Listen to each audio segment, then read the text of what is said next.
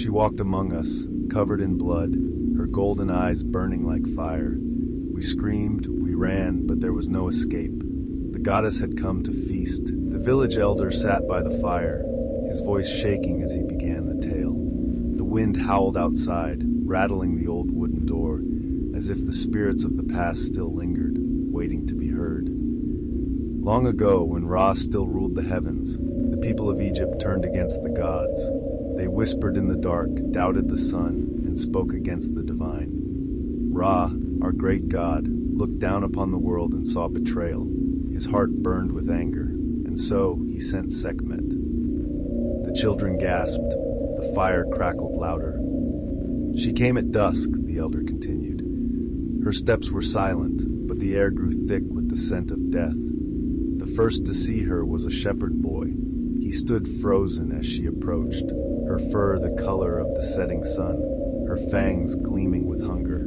He did not even have time to scream before her claws tore through his flesh. The room fell into silence. Outside, the wind carried distant whispers.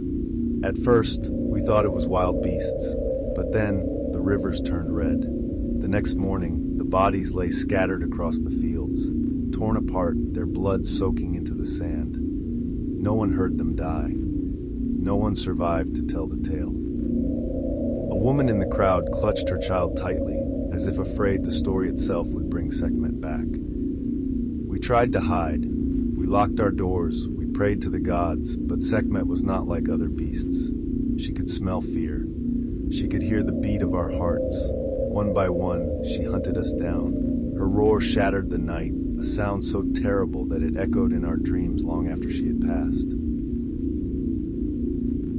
The elder took a deep breath before continuing. A warrior, brave but foolish, thought he could stop her. He crafted a spear blessed by the priests, dipped in the sacred oils of the temple. That night, he stood alone in the desert, waiting. When Sekhmet appeared, she moved like a shadow, her golden eyes fixed upon him. He lunged, but before the spear could strike, she leapt. Her claws ripped through his chest. He fell without a sound. The fire flickered, as if responding to the horror of the tale. The elder's voice dropped lower, forcing the listeners to lean in. By the time we realized she would not stop, half the land was gone. The rivers ran thick with blood, and the ground could no longer drink it. The gods themselves feared what they had unleashed. A pause, a breath, then the final part of the tale. Ra saw the devastation and wept. He had made a mistake, and if he did not act, there would be no one left to worship him. So he tricked her. The priests poured red beer into the fields, thick, rich, like the blood she craved. When Sekhmet came upon it, she drank deeply, and drank, and drank.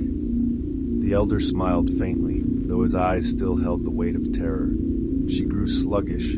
Her roars became soft growls, then nothing at all. Her golden eyes, once so filled with fire, dimmed, and then she collapsed. The room exhaled as if they had been holding their breath. The elder's voice turned to a whisper. The next morning, the sun rose, and Sekhmet was gone, but her wrath never truly faded. Some say she still walks in the darkest nights, searching for those who anger the gods. The rivers may run clear, but the land remembers, and so do we.